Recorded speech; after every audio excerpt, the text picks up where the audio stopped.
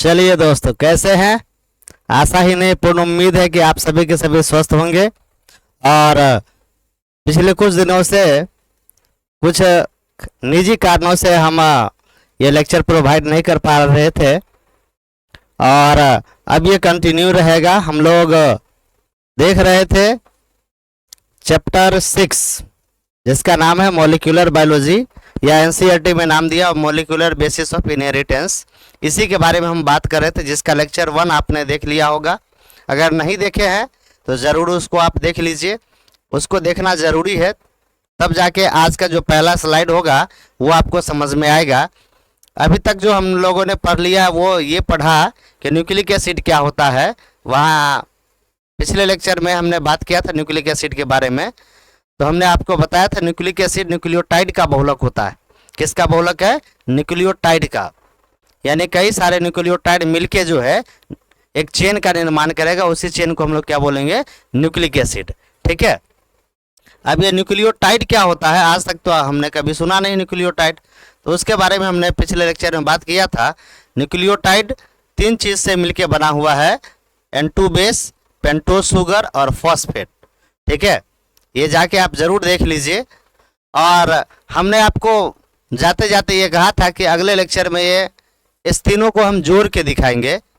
पहले हम आपको वो दिखा देते हैं, इसके बाद फिर आज के लिए नया जो टॉपिक होगा डीएनए। नाम तो सुना ही होगा आपने, डीएनए, इसी के बारे में आज हम बात करने वाले हैं। लेकिन उससे पहले अगर आप चैनल पर नए हैं तो चैनल को लाइक, शेयर और सब्सक्राइब कीजिए, ज़्यादा से ज़्यादा लोगों तक शेयर कीजिए, ताकि उन तक भी ये वीडियो पहुंचे और उनके लिए भी बायोलॉजी अब आसान हो जाए। ठीक है, पहले हम पिछले लेक्चर वाला जो एक स्लाइड है उसको दिखाने का कोशिश करते हैं, इसके बाद हम आज के बारे में बात करेंगे। अब देखिए, पिछले लेक्चर में हमने बात किया था N2 बेस के बारे में। N2 बेस मतलब नाइट्रोजनी बेस, इसके बाद पेंटोज शुगर और फॉस्फेट, ये तीनों हमने बता दिया था। और आज के लेक्चर में हम इस तीनों को जोड़ के दिखा रहे हैं। आप अगर गौर से देखें तो ये जो N2 बेस है ये है एडेनिन। कौन है? एडेनिन। आप अगर वहाँ देखे हो तो एडेनिन जो है वो प्यूरिन बेस है। एडेनिन और ग्वानिन ये प्यूरिन बेस है, जबकि साइटोसिन, यूरासिल और थाइमिन ये पैरिमिडिन बेस है। हमने आपको बताया था पिछले लेक्चर में। अब देखिए, इस एडेनिन को अगर गौर से देखा जाए तो इसमें 2 नाइट्रोजन पैरिमिडिन रिंग में है और 2 नाइट्रोजन इमिडाजोल रिंग में। ठीक है, यहाँ पर गौर से देखिए, यहाँ डबल बॉन्ड दिया हुआ है, यहाँ भी डबल बॉन्ड है, यहाँ भी डबल बॉन्ड है। थोड़ा सा आपको देखने में दिक्कत हो रहा होगा, हम समझ सकते हैं। तो ये एडेनिन है, इसमें अगर हम मार्किंग करें तो ये 1 होगा। अच्छा, यहाँ तो ब्लैक कलर से हम कर देते हैं ताकि आपको देखने में ठीक रहे। ये 1 2 3 4 5 6 7 8 और ये 9। ठीक है, 9वें स्थान का जो नाइट्रोजन है ये कौन है? पहचानिए इसको। ये राइबोज शुगर है। कौन सा शुगर है? Ribose sugar.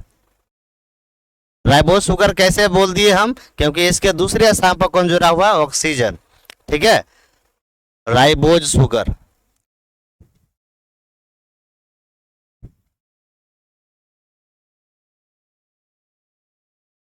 Ribose sugar. ठीक है, और ये फॉस्फेट महाराज हैं। ठीक है, ध्यान से देखिएगा, कौन कहाँ जुड़ता है उसके बारे में आपको बता रहे। अगर एडेनिन बेस है या बोले कि प्यूरिन बेस है, हम कलर ले रहे हैं कोई और, प्यूरिन। प्यूरिन बेस में 9वें स्थान का जो नाइट्रोजन है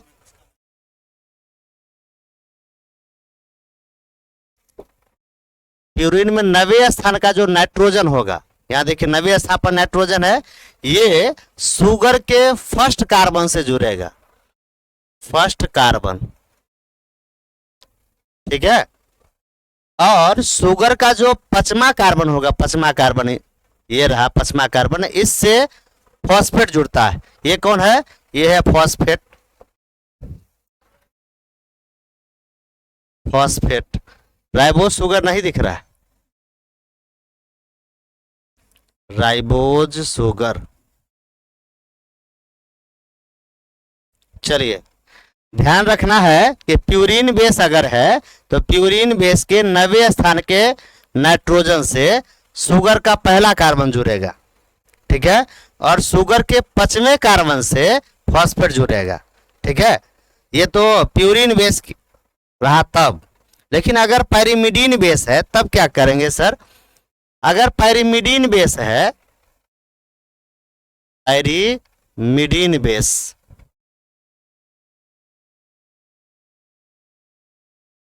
उस समय में पैरिमिडीन बेस का जो तीसरे स्थान का नाइट्रोजन है और शुगर का जो पहला कार्बन होगा उसके बीच में बॉन्ड बनेगा। अब आप कहिएगा सर जी ये कौन सा बॉन्ड बनता है? Glycosidic bond. यहां आप देख रहे हैं, यहां बॉन्ड बना हुआ है, इस बॉन्ड को हम लोग क्या बोलेंगे? ग्लाइकोसिडिक बॉन्ड, ग्लाइकोसिडिक बॉन्ड, ठीक है। कोई दिक्कत? इसके बाद अगर आप गौर से देखें तो यहां पर भी बॉन्ड बना हुआ है शुगर और फॉस्फेट के बीच में, इसको हम लोग बोलते हैं ईस्टर बॉन्ड। क्या बोलते हैं? ईस्टर बॉन्ड, ठीक है। तो आप देखिए, जब प्यूरिन बेस और शुगर एक दूसरे से जुड़ गया तो इसको हम लोग क्या बोलेंगे? न्यूक्लियोसाइड। और इस न्यूक्लियोसाइड में जब फॉस्फेट जोड़ देंगे तब क्या बन गया? ये न्यूक्लियोटाइड। क्या बन गया? न्यूक्लियोटाइड। इस तीनों को मिला के हम बोलेंगे न्यूक्लियोटाइड। लेकिन जब N2 बेस और शुगर है तब इसको हम लोग क्या बोलेंगे? न्यूक्लियोसाइड। याद रहेगा? तो याद रखना है कि प्यूरिन बेस अगर है तो प्यूरिन बेस के 90 स्थान का नाइट्रोजन शुगर के प्रथम कार्बन से जुड़ता है। आप इस बात को ध्यान से सुन लीजिए और सुनकर ही आप अपने कॉपी में लिखना चाहते हैं अगर तो लिख लीजिएगा कि प्यूरिन बेस के 90 स्थान का नाइट्रोजन शुगर के प्रथम कार्बन से जुड़कर न्यूक्लियोसाइड का निर्माण करता है। और यदि पैरिमिडीन बेस की बात करें तो पैरिमिडीन बेस के तीसरे स्थान का नाइट्रोजन शुगर के प्रथम कार्बन से जुड़ता है, ठीक है। इसके बाद फॉस्फेट की अगर हम बात करें तो याद रखिएगा कि फॉस्फेट शुगर के 5वें कार्बन से जुड़ता है, ठीक है। ये याद रहेगा, ये पिछले लेक्चर वाला था, इसको आप कंप्लीट कर लीजिएगा जल्दी से। इसका आप स्क्रीनशॉट ले लीजिए, स्क्रीनशॉट ले लीजिए जल्दी से। चलिए, अगर इसको आप कॉपी में लिख लिए तो अच्छी बात है, नहीं लिख पाए तो भी कोई दिक्कत नहीं है, ठीक है। जो जरूरी वाला है वो अब हम शुरू करेंगे। और आपको हमने बता ही दिया था कि आज हम लोग क्या पढ़ने वाले हैं? डीएनए। क्या पढ़ेंगे? डीएनए। और आप अगर क्वेश्चन बैंक उल्टा के देखें तो डीएनए से रिलेटेड कई तरह के क्वेश्चन है, ऑब्जेक्टिव क्वेश्चन भी आएगा और सब्जेक्टिव तो आएगा ही आएगा, ठीक है। इसी के बारे में हम लोग बात करने वाले हैं, बहुत ही महत्वपूर्ण टॉपिक है। आप कई बार बोलते भी होंगे डीएनए वर्ड, ठीक है। आप कहते होंगे कि इस लड़का का डीएनए ही खराब है, ठीक है। तो ये डीएनए आखिर होता क्या है, इसी के बारे में हम बात करेंगे। डीएनए जिसका पूरा नाम क्या है? Deoxy ribo nucleic acid. क्या नाम है? Deoxy ribo nucleic acid. Sir ये नाम क्यों दिया गया है? ये नाम जो दिया गया है वो शुगर के आधार पर है। डीएनए में कौन सा शुगर होता है? Deoxy ribose sugar. हमने आपको पिछले लेक्चर में बताया था कि शुगर कितने प्रकार के होते हैं? 2 प्रकार के। एक का नाम था राइबोज शुगर और दूसरे का नाम था deoxy ribose sugar. Ribose sugar में क्या था कि दूसरे स्थान पर शुगर का जो दूसरा कार्बन था वहां पर OH उपस्थित था, जबकि डीऑक्सी राइबोज में दूसरे स्थान पर O एब्सेंट था, O हटा हुआ था, जिस कारण से इसका नाम हमने दिया था डीऑक्सी राइबोज। यानी राइबोज में से एक ऑक्सीजन मॉलिक्यूल को हटाना था, ठीक है। और कहां से हटता है? दूसरे नंबर का जो कार्बन है वहां से हटेगा। सर जी ये फिक्स है क्या? यस, ये फिक्स है कि दूसरे स्थान का जो कार्बन होगा वहीं से हटेगा। कोई भी आदमी अगर ऐसा कह रहा है कि नहीं राइबोज और डिऑक्सी राइबोज दोनों का संरचना सेम होता है, नहीं मानना है। ठीक है, आप जहां भी पढ़ रहे हो कॉपी जरूर देख लीजिएगा। कई जगह का कॉपी हमने देखा है उसमें गलत लिखा हुआ है, राइबोज और डिऑक्सी राइबोज दोनों का स्ट्रक्चर एक जैसा बना दिया गया है। ऐसा नहीं होगा, अगर दोनों का स्ट्रक्चर एक जैसा होगा तो नाम भी एक जैसा होना चाहिए। ठीक है, तो आप थोड़ा सा संभल के रहिए और सही चीज पढ़ने का कोशिश कीजिए। ठीक है, आइए इसी के बारे में हम बात करने वाले हैं, डीएनए होता क्या है। यहाँ पहले हम कुछ साइंटिस्ट के बारे में बात करेंगे। डीएनए की खोज किसने की है? मिस्चर ने। किसने? मिस्चर ने। ये वही मिस्चर साहब हैं जो न्यूक्लिक एसिड का खोज किया था। न्यूक्लिक एसिड का खोज कहाँ से किया गया था, याद है? पिछले लेक्चर में हमने बताया था। पिछले लेक्चर में कहा था हमने कि मिस्चर ने जले हुए उल्लू के पस कोशिका से कुछ तरल प्राप्त किया था जिसको न्यूक्लिन नाम दिया था। बाद में आल्टमन ने इसे न्यूक्लिक एसिड नाम दिया था। तो डीएनए का खोज भी किसने किया है? मिस्चर ने। और डीएनए शब्द किसने दिया है? जेच रिस। ठीक है, ये साइंटिस्ट का नाम है। अब देखिए ये जो डीएनए है इसमें कौन सा शुगर होता है? तो हमने आपको पहले ही बताया था, डिऑक्सी राइबोज। कौन सा शुगर होता है? Deoxy ribose. ठीक है, अब इस डीएनए में 4 प्रकार का N2 बेस मिलेगा। अब आप कहिएगा सर जी आपने तो पिछले लेक्चर में बताया था कि N2 बेस 2 प्रकार का होता है, यहाँ लिख रहे हैं 4 प्रकार का। मुझे पता है भाई, हमने वहाँ 2 प्रकार का बताया था। याद कीजिए कि पायरिमिडीन में 3 उदाहरण था और प्यूरिन में 2 उदाहरण था। टोटल मिला के 5 उदाहरण हुए। इस 5 में से 4 मिलेगा डीएनए में। ठीक है, तो यहाँ लिखा हुआ डीएनए में 4 प्रकार के नाइट्रोजनी क्षारक पाए जाते हैं। कौन कौन? Adenine, guanine, cytosine, thymine. कौन कौन मिलेगा? Adenine, guanine, cytosine, thymine. Adenine, guanine, cytosine और थाइमिन, ये याद रखना है। ठीक है, जल्दी से आप इसका स्क्रीनशॉट लीजिए। तो जल्दी जल्दी स्क्रीनशॉट ले लीजिए। ले लिए?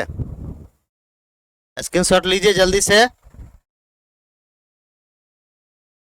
चलिए अब हम अगले स्लाइड की ओर बढ़ते हैं। अब ये जो डीएनए होता है ये कैसा होता है? तो डीएनए डबल स्टैंडर्ड होता है। कैसा होता है? Double standard. सर क्या हमेशा डबल स्टैंडर्ड होता है? नहीं, हमेशा डबल स्टैंडर्ड नहीं होता है। कुछ ऐसे भी डीएनए हैं जो सिंगल स्टैंडर्ड भी होते हैं। ठीक है, हमें जो यहाँ बात करना है कि सामान्यतया डीएनए कैसा होगा? डबल स्टैंडर्ड होता है। ठीक है, और डीएनए के स्ट्रक्चर को समझाने के लिए एक मॉडल पेश किया गया है, डबल हेलिक्स मॉडल। कौन सा मॉडल है? Double helix model. और ये मॉडल पेश किसने किया है? वाटसन तथा क्रिक ने। किसने किया है? वाटसन तथा क्रिक, याद रखना पड़ेगा। इसलिए आप देखिए लिखा हुआ है कि डीएनए के लिए डबल हेलिक्स मॉडल। कौन सा मॉडल है? Double helix model. ठीक है, द्विरज्जुकी नमूना। अच्छा लगा हिंदी? द्विरज्जुकी नमूना ये किसने दिया है? वाटसन और क्रिक के द्वारा दिया गया। ठीक है, अब देखिए डीएनए का खोज किया गया है, फिर इसका संरचना दिया गया है, और आज के समय में आप जानते हैं डीएनए कितना महत्वपूर्ण है। तो इसके लिए नोबेल पुरस्कार भी तो दिया जाना चाहिए ना। तो नोबेल पुरस्कार किसको किसको मिला है? तो आगे लिखा हुआ कि डीएनए के खोज तथा क्रिया विधि के लिए विल्किंस, वाटसन तथा क्रिक को नोबेल पुरस्कार दिया गया। 3 साइंटिस्ट हैं, विल्किंस, वाटसन तथा क्रिक, इस तीनों को नोबेल पुरस्कार दिया गया। ठीक है, एक साइंटिस्ट और हैं फ्रैंकलिन्स, जो विल्किंस के साथ काम किए थे, लेकिन उनको नोबेल पुरस्कार नहीं दिया गया क्योंकि वो उस समय में शरीर त्याग कर चुके थे, मृत्यु हो चुका था इनका, इसीलिए उनका नाम हम लोग यूज नहीं करते हैं। वैसे विल्किंस और फ्रैंकलिन ये दोनों मिलकर एक्सरे क्रिस्टलोग्राफी किए थे। ठीक है, खैर उससे हमको अभी मतलब नहीं रखना है। आपको याद रखना है कि डीएनए के लिए नोबेल पुरस्कार किसको किसको दिया गया? विल्किंस, वाटसन तथा क्रिक को। ठीक है, इसके बाद आपको हमने बताया ही था कि डीएनए के लिए वाटसन तथा क्रिक ने कौन सा मॉडल दिया है? Double helix model. अब ये डबल हेलिक्स मॉडल क्या कहता है? तो आगे लिखा हुआ है कि डीएनए डबल हेलिक्स मॉडल के अनुसार अनुसार डीएनए के एक टर्न में बेस पेयर की संख्या 10 होती है। ठीक है, एक टर्न में बेस पेयर की संख्या कितनी होती है? 10 होती है। और दो बेस पेयर के बीच की दूरी कितनी होती है? 3.4 एंगस्ट्रॉन। ए के ऊपर बिंदिया लगेगा, एंगस्ट्रॉन होगा। ठीक है, इसको हम व्हाइट कलर से दिखा देते हैं ताकि आप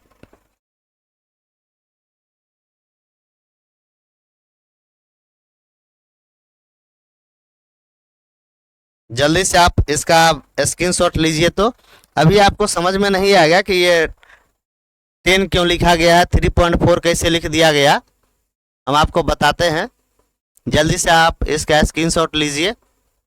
ले लिए? चलिए आगे बढ़ते हैं। आपको हम संरचना दिखाने का कोशिश करते हैं। गौर से देखिएगा, यहाँ पर कुछ आपको स्ट्रक्चर दिखाई पड़ रहा है। इधर देख रहे हैं, यही है डीएनए। ठीक है, और डीएनए में देखिए 2 स्टैंड है। कितना स्टैंड है? 2 स्टैंड। ठीक है, और ये दोनों स्टैंड जो होता है वो एक दूसरे के समानांतर होगा और एंटी पैरेलल होगा। ठीक है, एंटी पैरेलल होगा। कैसे? तो यहां हम इधर लिख देते हैं,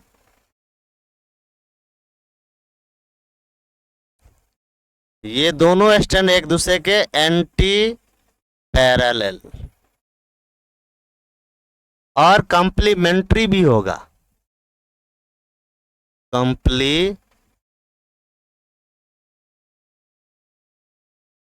कंप्लीमेंट्री। ठीक है, ध्यान से देखिएगा, ये एक स्टैंड है और इधर दूसरा स्टैंड है। आपने कभी तार देखा है? तार, उस तार में आपने देखा होगा कि 2 श्रृंखला, एक रेड वाला है और एक जो है ब्लैक वाला है, और दोनों एक दूसरे पर ऐठा हुआ है। ठीक उसी तरह का स्ट्रक्चर किसका होता है? डीएनए का होता है। ठीक है, और आप देखिए यहाँ कुछ समय पहले हमने कहा था कि डीएनए के एक टर्न किसको बोलेंगे? यहां से लेके यहां तक, ये हुआ एक टर्न। ठीक है, इस एक टर्न में बेस पेयर की संख्या कितनी होती है? 10। यानी 10 बेस इस एक श्रृंखला में होगा और 10 इस श्रृंखला में होगा। टोटल हो गया 10 बेस पेयर्स, यानी 20। इसको एक टर्न बोलेंगे, एक घुमाव बोलेंगे। ठीक है, याद रखना पड़ेगा। अब देखिए, ये जो दोनों श्रृंखला है ये एक दूसरे के एंटी पैरेलल होती है। ठीक है, यानी अपोजिट होगा। कैसे? तो देखिए, इस श्रृंखला में हम इधर लिखते हैं 5 प्राइम, तो इसका यहाँ 5 प्राइम है। इसका जो अपोजिट श्रृंखला होगा, ये अपोजिट, ये वाला, ये होगा 3 प्राइम। ये कौन सा होगा? 3 प्राइम। ठीक है, अगर इधर देखें तो इधर होगा 5 प्राइम और ये होगा 3 प्राइम। ठीक है, तो देखिए ये एक दूसरे के अपोजिट है कि नहीं? एक ऊपर से नीचे की ओर आ रहा है, तो दूसरा जो है नीचे से ऊपर की ओर जा रहा है, इसलिए इसको हम लोग बोल रहे हैं क्या? Anti parallel. ठीक है, अब अगर किताब में देखें या फिर अभी आप देखें कि यहाँ हमने 3 प्राइम लिखा, 5 प्राइम लिखा। ये 5 प्राइम क्या होता है सर? देखिए 3 ऐसे लिख दिए, इसके ऊपर ऐसे डैश कर देना है, इसको हम पढ़ेंगे 3 डैश या 3 प्राइम। ठीक है, और दूसरा लिखते हैं हम लोग क्या? 5 डैश या 5 प्राइम। अब ये 3 या 5 ही क्यों लिखा जाता? इसके अलावा कुछ और भी तो लिख सकते थे। तो इसको समझाने के लिए थोड़ा सा इधर देखिएगा, इसी तरह का आपके एनसीईआरटी में भी डायग्राम दिया हुआ है। ठीक है, इसको हम इरेज कर देते हैं। यहां पर आप देखिए, इधर एक स्टैंड बना हुआ है। ये जो बॉन्ड बना हुआ है ना, बॉन्ड, इस बॉन्ड से इधर एगो स्टैंड है और इधर एक स्टैंड है। ध्यान से समझिएगा, टी लिखा हुआ मतलब थाइमीन है, सी लिखा हुआ मतलब साइटोसिन है, ए लिखा हुआ मतलब एडेनिन है। और इधर देखिए ए के साथ क्या जुड़ा हुआ है, थाइमीन। इधर सी के साथ जुड़ा हुआ है ग्वानिन, टी के साथ जुड़ा हुआ है एडेनिन। ठीक है, ये डबल बॉन्ड ट्रिपल बॉन्ड कैसे होता है ये हम आगे बात करते हैं। ये इधर N2 बेस है, इस N2 बेस से देखिए जुड़ा हुआ है कौन, शुगर, और शुगर से जुड़ा हुआ है फॉस्फेट। ठीक है, अब देखिए कि ये जो शुगर है, शुगर, ये शुगर केवल और केवल एक ही फॉस्फेट से नहीं जुड़ा है, इधर देखिए दूसरे फॉस्फेट से भी जुड़ा हुआ है। ठीक है, दूसरा फॉस्फेट जो ये बीच वाला है वो कहां से जुड़ा हुआ है, इस शुगर के तीसरे नंबर का जो कार्बन है वहां से जुड़ा हुआ है। ठीक है, और ये कहां जुड़ा हुआ है, याद कीजिए हमने बताया था शुगर के 5वें कार्बन से फॉस्फेट जुड़ता है, मतलब ये 5 प्राइम इंड होगा। ये कौन सा इंड होगा, 5 प्राइम इंड। ठीक है, अब देखिए इसका अपोजिट, यहाँ 3 प्राइम इंड पर ये जुड़ा हुआ है तीसरे कार्बन पर, और ये इधर से 5वां कार्बन। फिर इसकी अगर बात करें तो ये इधर से तो जुड़ा हुआ है तीसरे कार्बन से, इधर से 5वें कार्बन से, लेकिन इधर देखिए ये तीसरा नंबर का जो कार्बन है वो तो फ्री है ना, ये तो किसी से अभी नहीं जुड़ा हुआ है, इसीलिए इसको हम लोग लिख देते हैं 3 प्राइम। ठीक है, ठीक है, अब सेम टू सेम इधर आइए, इधर आइए। अब यहाँ देखिए एडेनिन है, एडेनिन मतलब प्यूरिन बेस है, प्यूरिन बेस के 90वें स्थान का जो नाइट्रोजन होगा उस नाइट्रोजन से शुगर का पहला कार्बन जुड़ेगा। अब इस शुगर के 5वां कार्बन, 5वां कार्बन से कौन जुड़ा हुआ है, फॉस्फेट। ठीक है, ये फॉस्फेट एक बॉन्ड और बना सकता था अगर ऊपर में शुगर होता तो, लेकिन है तो नहीं, तो ये इसका तीसरा इंड है। यहाँ आप देख सकते हैं ये जो फॉस्फेट है दो तरफ से बॉन्ड बनाता है, शुगर, दो शुगर से जुड़ता है, एक तो एक शुगर के 5वें कार्बन से जुड़ता है और एक के तीसरे से जुड़ता है। ठीक है, यहां पर आप देखिए तो ये 5वां से जुड़ा हुआ है लेकिन तीसरा से नहीं जुड़ा हुआ है, इसलिए इसको हम लोग क्या बोलेंगे, 3 प्राइम इंड। अब इस दूसरे की बात करें, दूसरा फॉस्फेट, तो आप गौर से देख लीजिए तो इसके तीसरे से जुड़ा हुआ है, फिर 5वें से जुड़ा हुआ है, फिर यहां देखिए तीसरे से जुड़ा हुआ है, 5वें से जुड़ा हुआ है। ठीक है, लेकिन ये इंड देखिए ये स्वतंत्र है, ये अभी किसी से जुड़ा हुआ नहीं है, ये इसका 5 प्राइम इंड। ठीक है, समझ में आया 3 प्राइम और 5 प्राइम क्यों लिखा जाता है। सर जी हम लोग 4 प्राइम लिख सकते हैं क्या, 2 प्राइम लिख सकते हैं, आंसर होगा नहीं, ऐसा हम लोग नहीं लिख सकते। ठीक है, जल्दी से आप इसका स्क्रीनशॉट ले लीजिए, फिर मिलते हैं हम। और आपको याद रखना है कि डीएनए के एक कंप्लीट टर्न में बेस पेयर की संख्या कितनी होती है, 10। ठीक है, अब देखिए यहां और थोड़ा सा समझ लेना है कि ये एक टर्न हुआ, इसमें 10 बेस पेयर है। ठीक है, एक टर्न की लंबाई कितना है, 34 एंगस्ट्रॉन, पूरे का लंबाई कितना है, 34 एंगस्ट्रॉन, और बेस पेयर की संख्या कितनी है, 10। तो दो क्रमागत बेस पेयर की संख्या कितनी होगी, तो इसको डिवाइड कर दीजिए 10 से, आंसर क्या निकल के आएगा, 3.4 एंगस्ट्रॉन। कितना आएगा, 3.4 एंगस्ट्रॉन। ठीक है, एक टर्न की लंबाई कितनी है, 34 एंगस्ट्रॉन, 34 एंगस्ट्रॉन, और एक टर्न में बेस पेयर की संख्या कितनी है, 10 बेस पेयर।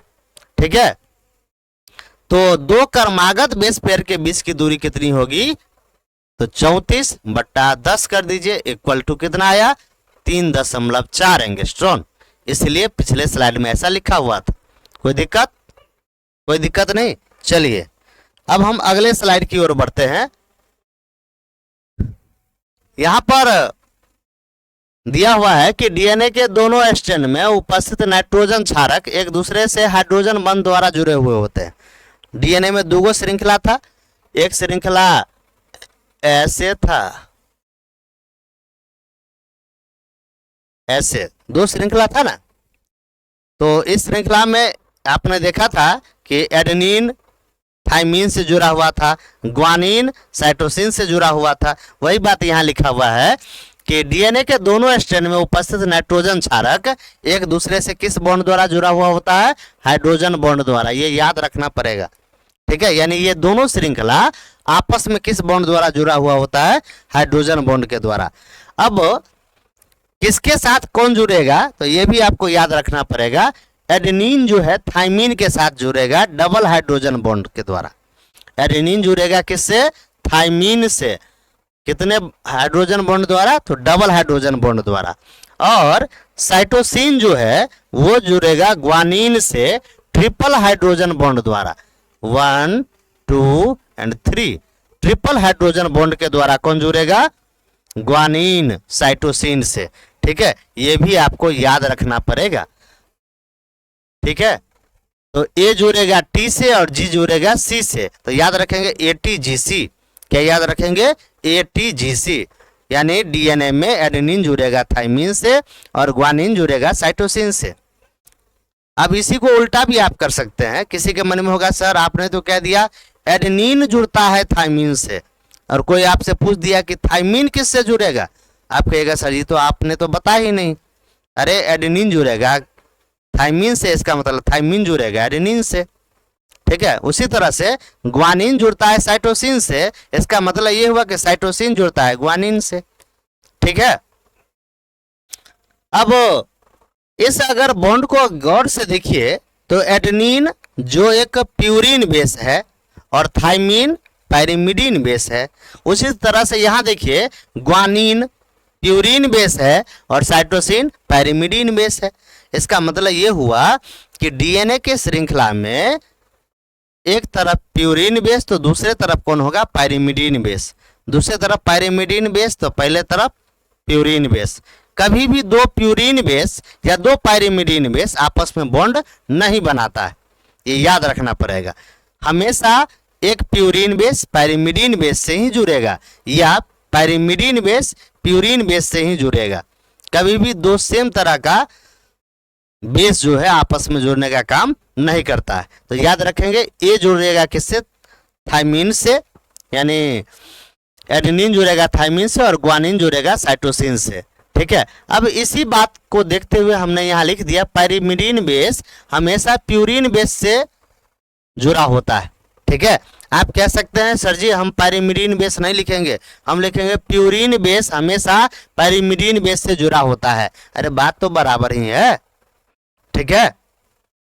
जल्दी से इसका स्क्रीनशॉट ले लीजिए, तो जल्दी जल्दी स्क्रीनशॉट लीजिए, फिर हम आगे बात करते हैं। ले लिए स्क्रीनशॉट? चलिए, तो यहां हमने क्या सीखा? एडेनिन किससे जुड़ता है? थाइमीन से, और ग्वानिन किससे जुड़ता है? साइटोसिन से, ठीक है। अगले स्लाइड की ओर बढ़ते हैं, और अगले स्लाइड में हमने एक नियम पढ़ाने का कोशिश किया है, जिस नियम का नाम है चारगाफ का नियम, ठीक है। चारगाफ्स रूल, चारगाफ साइंटिस्ट का नाम है और उन्हीं के नाम पर ये नियम लिखा हुआ है। यहाँ आपने देख ही लिया होगा कि यहाँ लिखा हुआ है कि यह चारगाफ के द्वारा दिया गया है। किसने दिया है? चारगाफ ने, साइंटिस्ट का नाम है, ठीक है। और यह नियम कहता क्या है वो याद रखना पड़ेगा, क्योंकि इस नियम के आधार पर कुछ आपको न्यूमेरिकल क्वेश्चन आएंगे जी, न्यूमेरिकल क्वेश्चन बायोलॉजी में, ठीक है। लेकिन इतना आसान क्वेश्चन है ना कि आपको कलम उठाने की आवश्यकता नहीं है, क्वेश्चन देख के ही वैसे ही आप आंसर बता दीजिएगा, ठीक है। अब ये नियम क्या कहता है ये भी हम सीख लेते हैं जल्दी जल्दी। लिखा है कि इस नियम के अनुसार डीएनए के दोनों स्ट्रैंड में प्यूरिन बेस तथा पायरिमिडीन बेस की संख्या हमेशा समान होती है, ठीक है। यानी ये नियम कहता है कि डीएनए श्रृंखला में जितना प्यूरिन बेस की संख्या होगी उतना ही पायरिमिडीन बेस की संख्या होगी। बात भी सही है ना। अरे मान लीजिए कि एडेनिन की संख्या आपको पता है, एडेनिन कह दिया कि 10 है और पूछा जाए कि थाइमीन कितना होगा, तो आप जानते हैं कि एडेनिन जुड़ता है थाइमीन से, तो जितना एडेनिन होगा उतना थाइमीन होगा। उसी तरह से जितना ग्वानिन होगा उतना साइटोसिन होगा कि नहीं? चलिए, इसलिए यहां लिखा हुआ है कि किसी भी डीएनए की बात कीजिए तो जिस उसमें जितना प्यूरिन बेस होगा उतना ही पैरिमिडीन बेस होगा। ठीक है, और इसी बात को यहाँ लिख दिया गया है कि नंबर ऑफ प्यूरिन बेस बराबर होगा नंबर ऑफ पैरिमिडीन बेस के। ठीक है, नंबर ऑफ प्यूरिन बेस बराबर नंबर ऑफ पैरिमिडीन बेस। इसको नहीं लिखना है, ये नहीं लिखना है। ठीक है, ये जल्दी जल्दी स्क्रीनशॉट लीजिए। तो नंबर ऑफ प्यूरिन बेस बराबर होगा नंबर ऑफ पैरिमिडीन बेस के। जल्दी से आप इसका स्क्रीनशॉट लीजिए। चारगाफ रूल क्या कहता है कि किसी डीएनए में प्यूरिन बेस की संख्या तथा पैरिमिडीन बेस की संख्या हमेशा समान होती है। ठीक है, चलिए अगले स्लाइड की ओर बढ़ते हैं। अगले स्लाइड में क्या है, एक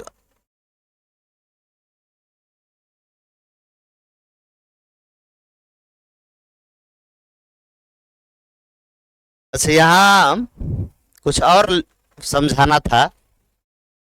इधर देखिएगा, यहाँ आप देखिए नंबर ऑफ प्यूरिन बेस बराबर है नंबर ऑफ पैरिमिडीन बेस, यही ना है। तो प्यूरिन बेस कौन कौन होता है, प्यूरिन बेस कौन कौन होता है आप याद कीजिए।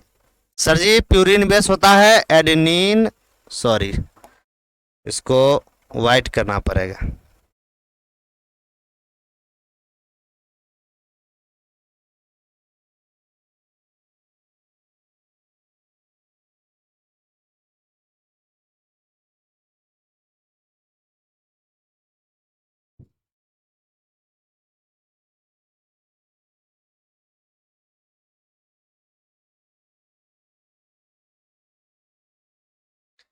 प्यूरिन बेस कौन कौन होता है, एक होता है एडेनिन और एक होता है कौन, ग्वानिन।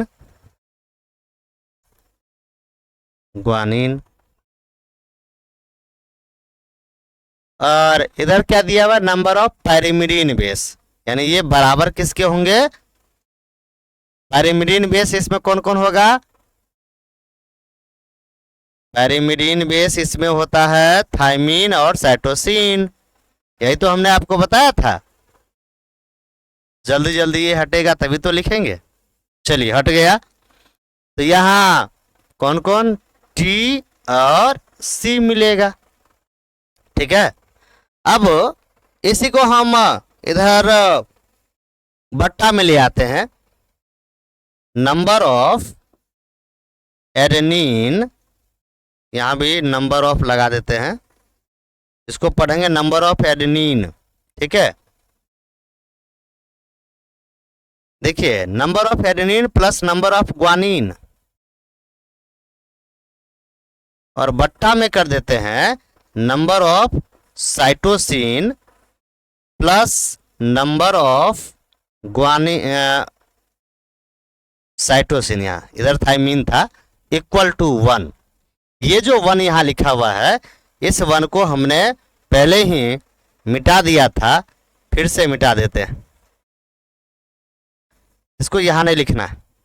ठीक है, अब एक बार फिर से स्क्रीनशॉट आप लोग ले लीजिएगा।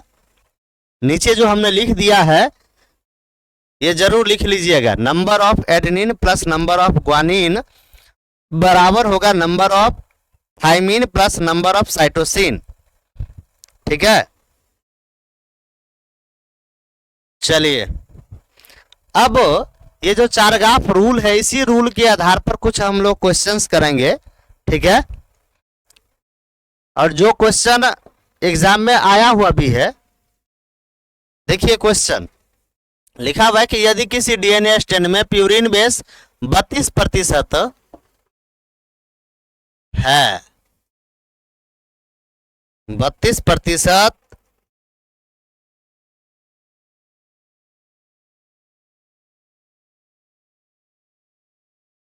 है, तो पैरिमिडीन की प्रायिकता या प्रतिशत क्या होगी।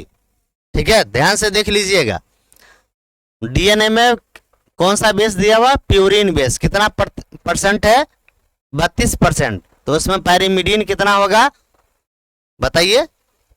अभी हमने तुरंत चारगाफ रूल पढ़ा है। चारगाफ रूल क्या कहता है, चारगाफ रूल कहता है कि किसी डीएनए में जितना प्यूरिन बेस होगा उतना ही पायरिमिडीन बेस होगा। अरे होगा ना? Yes sir. इसका मतलब ये हुआ कि जिस डीएनए में प्यूरिन बेस 32% दिया हुआ है उसमें पायरिमिडीन भी कितना होगा? 32% होगा। ठीक है, इसका आंसर सीधे लिख दें। हम येलो कलर यूज कर लेते हैं आंसर के लिए। आंसर होगा 32%। क्यों सर? क्योंकि चारगाफ रूल यही तो कहता है। चारगाफ रूल क्या कहता है कि किसी डीएनए में जितना प्यूरिन बेस होगा उतना ही पायरिमिडीन बेस होगा, इसीलिए 32%। कोई दिक्कत? ये बहुत ही आसान क्वेश्चन था, ये नहीं आया हुआ है, इससे अगला वाला आया होगा। पहले इसका आप स्क्रीनशॉट ले लीजिए, ये भी कॉपी में जरूर लिखिएगा। ये हमने सीधे आंसर बता दिया क्योंकि अभी तुरंत चारगाफ रूल पढ़े हैं। चारगाफ रूल के अनुसार से ही ये क्वेश्चन बनेगा। ठीक है,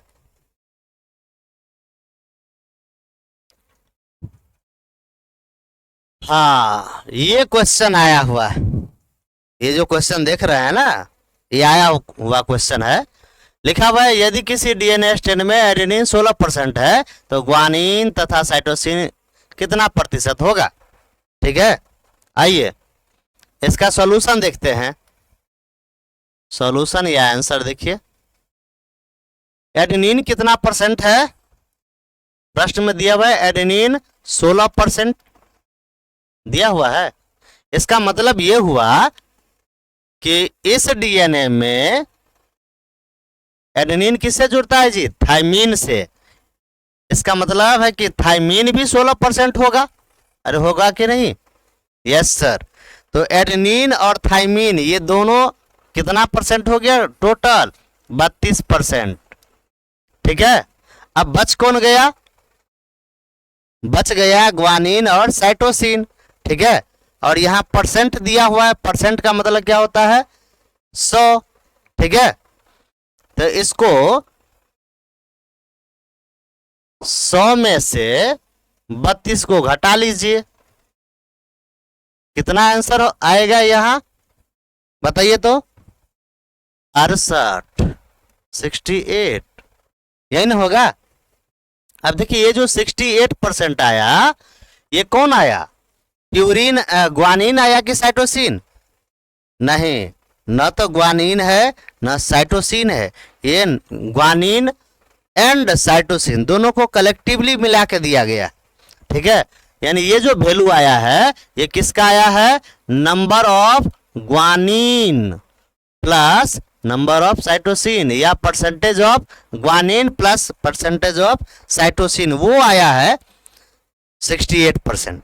ठीक है, और यहां पर आपको यही बताना था कि ग्वानिन और साइटोसिन कितना प्रतिशत होगा, यानी दोनों को कंबाइंड करके बताया गया, पूछा गया था। ठीक है, ये भी बहुत आसान था।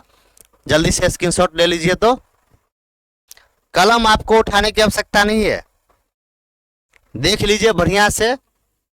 एडेनिन जितना दिया हुआ उतना ही थाइमीन होगा। ठीक है, और 100 में से फिर घटाइए, ग्वानिन साइटोसिन का वैल्यू आ गया। चलिए अगला सवाल थोड़ा सा चेंज कर देते हैं इसमें। अगला सवाल है कि यदि किसी डीएनए में ग्वानिन बेस 68% है तो साइटोसिन कितना प्रतिशत होगा? ग्वानिन है 68% तो साइटोसिन कितना होगा? ये भी उतना ही होगा जी, जो जितना होगा उतना ही साइटोसिन होगा।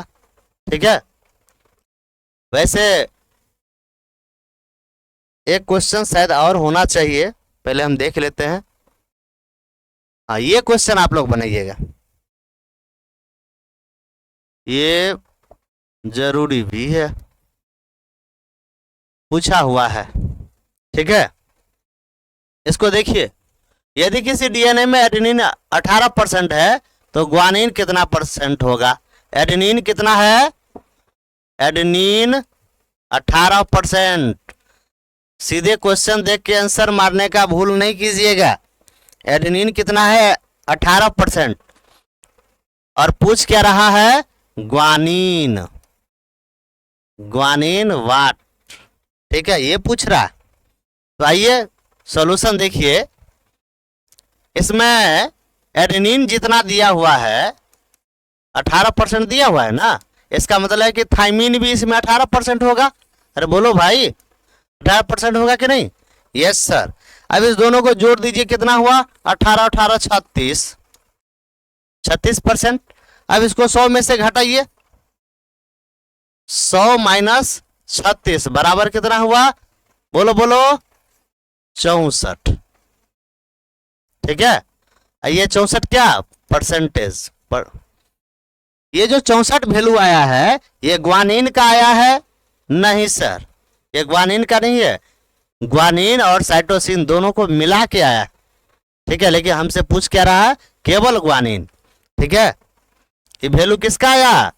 Number of guanine plus number of cytosine, इसका वैल्यू है। ठीक है, सीधे 64 में टिक नहीं लगा देंगे। अब इसीलिए ग्वानिन का परसेंटेज पूछ रहा है ना, ग्वानिन कितना होगा? 64/2। सर ये 2 क्यों? अरे ये 2 भाई मिलके ना 64% है, तो एक भाई का वैल्यू कितना है? तो टोटल को 2 से डिवाइड कर दिए हम। ठीक है, तो अब जो रिजल्ट आया वो कितना आएगा? 32 दूना 64, 32%। यही क्वेश्चन आया हुआ है, ध्यान से देख लीजिए। ठीक है, और स्क्रीनशॉट ले लीजिए। ये शायद आज के लिए अंतिम है, और अगले क्लास में हम लोग बात करेंगे डीएनए रेप्लिकेशन, जो बहुत ही महत्वपूर्ण टॉपिक है, इसी के बारे में हम बात करेंगे। जल्दी से स्क्रीनशॉट ले लीजिए।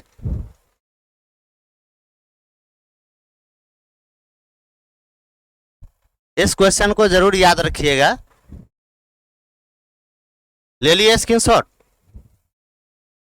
आपको लगता होगा सर जी हम तो बायोलॉजी पढ़ रहे हैं, तो बायोलॉजी में मैथ कहाँ से आ गया? तो ये मैथ नहीं है, थोड़ा सा मैथ है। देखिए नेक्स्ट जो स्लाइड है वो कह रहा है थैंक यू।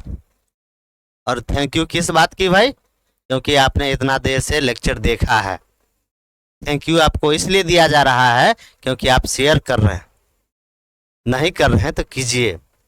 ठीक है, शेयर करना जरूरी है। और फिर मिलते हैं हम लोग अगले टॉपिक के साथ। अगला टॉपिक हमारा क्या होगा? DNA replication. तब तक के लिए खुश रहिए, स्वस्थ रहिए, मस्त रहिए, और कल का इंतजार कीजिए। धन्यवाद।